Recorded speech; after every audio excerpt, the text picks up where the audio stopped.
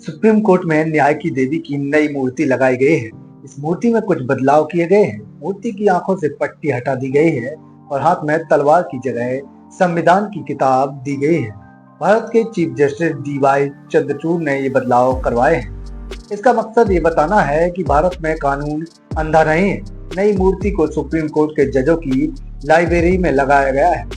CJI DY Chandrachud ने खुद इस मूर्ति को बनाने का आदेश दिया था।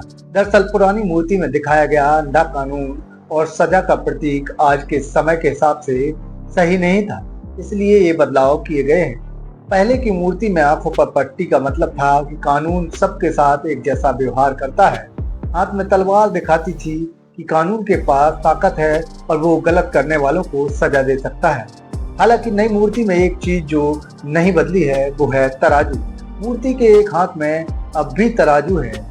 यह दिखाता है कि न्यायालय किसी भी फैसले पर पहुंचने से पहले दोनों पक्षों की बात ध्यान से सुनता है। तराजू संतुलन का प्रतीक है। न्याय की देवी जिसे हम अक्सर अदालतों में देखते हैं, असल में यूनान की देवी है। उनका नाम जस्टिया है और उन्हीं के नाम से जस्टिस शब्द आया है।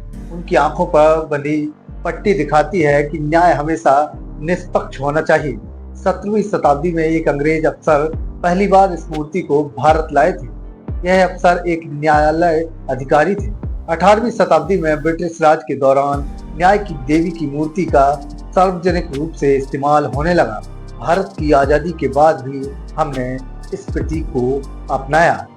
न्याय की देवी की आंखों पर पट्टी क्यों बंधी होती है, इसका जवाब भी दिलचस्प है। ऐसा इसलिए है क्योंकि किसी को देखकर न्याय करना एक पक्ष में जाना हो सकता है। आंखों पर पट्टी बंधे होने का मतलब है कि न्याय की देवी हमेशा निष्पक्ष होकर न्याय करेगी।